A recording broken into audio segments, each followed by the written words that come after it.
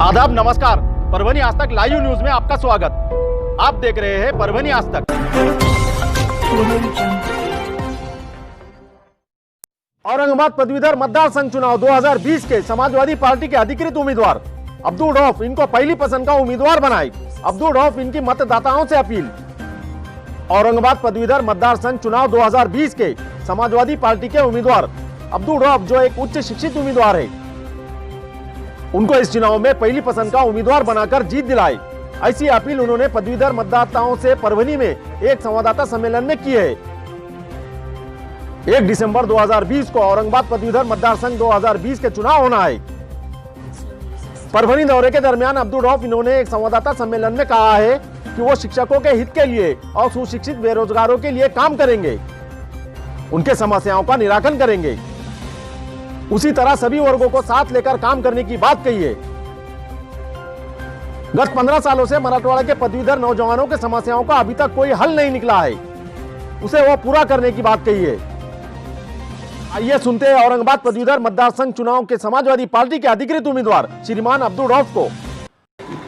मैं Abdul Rauf, graduation Aurangabad division graduation election उम्मीदवार Samajwadi party. मैं बैलेट पेपर पे नंबर 3 पर हूँ। मैं तमाम ग्रेजुएट वोटर से गुजारिश करता हूं कि मुझे पहली पसंद का वोट देकर कामयाब कीजिए, क्योंकि गुज़िश्ता कई सालों से मैं हमारे कायद अबू आसिम आज़मी साहब के साथ पूरे महाराष्ट्र में, बल्कि ज़्यादातर मैंने मराठवाड़ा में काम किया हूं। और अबू आसिम आज़मी साहब ने जो काम अंजाम दिए हैं, ख़ास तौर से जो परभनी के वाक़यात है, परभनी के लोग बखूबी जानते हैं। ये चीज़ को देखते हुए मैं तमाम ग्रेजुएट वोटर से गुजारिश करूँगा कि हमारा काम तो कर रहे हैं और करते रहेंगे। इसलिए मैं जो चुनाव लड़ रहा हूं, इस चुनाव में मुझे ज़्यादा से ज़्यादा वोट देकर चुनाव कीजिए। देखिए, हमेशा सेकुलर के नाम पे हम ऐसे लोगों को वोट देते आए हैं जिनके खाने के दांत अलग है और बताने के दांत अलग है। इन्होंने कभी भी माइनॉरिटी के साथ इंसाफ नहीं किया।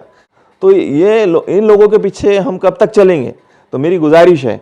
और दूसरी बात यह है कि मैं जो इस चुनाव में मेरा मैनिफेस्टो ये है कि सबसे पहले तो मैं औरंगाबाद में अलीगढ़ यूनिवर्सिटी की जो ब्रांच ओपन होने जा रही थी, उसको रोका गया था।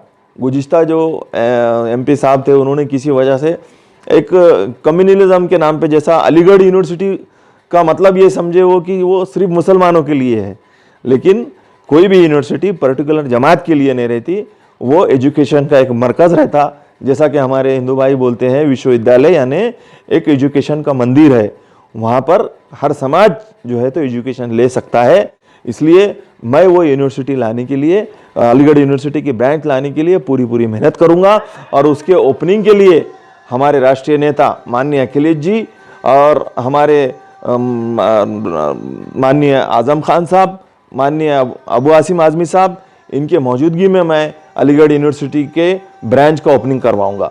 दूसरा ये है कि आज मराठवाड़ा के अंदर ख़ास तौर पे किसान के बच्चे जो ग्रेजुएट है, इनको कोई सहारा नहीं है।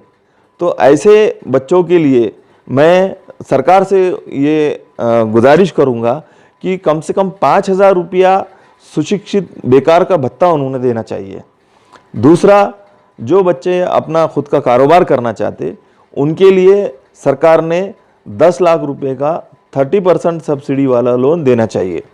तीसरा, मैं एक योजना चलाऊंगा डॉक्टर भारत रत्न बाबा साहेब अम्बेडकर साहब के नाम से, कि जो भी लड़की ग्रेजुएशन करेंगी, चाहे वो किसी भी समाज की हो, तो एक कन्या योजना बोल के, जिस तरीके से हमारे राष्ट्रीय नेता अखिलेश जी यादव जब मुख्यमंत्री थे उत्तर प्रदेश के अंदर 2012 से लेकर 2017 तक, उन्होंने एक कन्या योजना चलाई थी कि 12वीं का मार्क मेमो एक हाथ में रहता था और दूसरे हाथ में 20,000 का चेक। अगर वो 12वीं का मार्क मेमो लेकर कलेक्ट्रेट में जाते तो कलेक्टर बगैर किसी पूछताछ के 20,000 रुपये उस बच्चों को।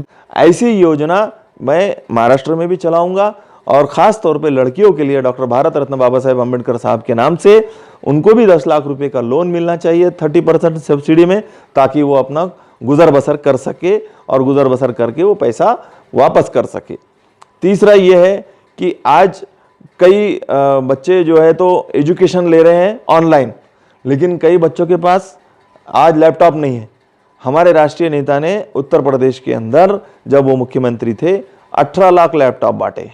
तो मैं कोशिश ये करूंगा मेरे निधि में से कम 1 लाख हर साल लैपटॉप बांटने की मैं पूरी कोशिश करूंगा। और दूसरी बात यह है कि माइनॉरिटी के लोगों को एजुकेशन में बहुत से फैसिलिटीज़ है, माइनॉरिटी का सेपरेट मिनिस्ट्री है, लेकिन उन तक माइनॉरिटी तक वो फैसिलिटीज़ आती नहीं है।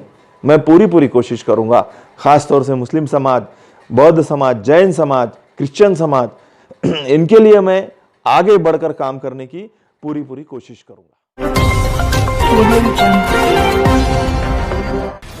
दर्शकों से ये अपील है कि इस महामारी संकट समय में आप अपना और अपने परिवार का ख्याल रखें, सुरक्षा के उपाय अपनाएं ताकि आप सुरक्षित रह सके।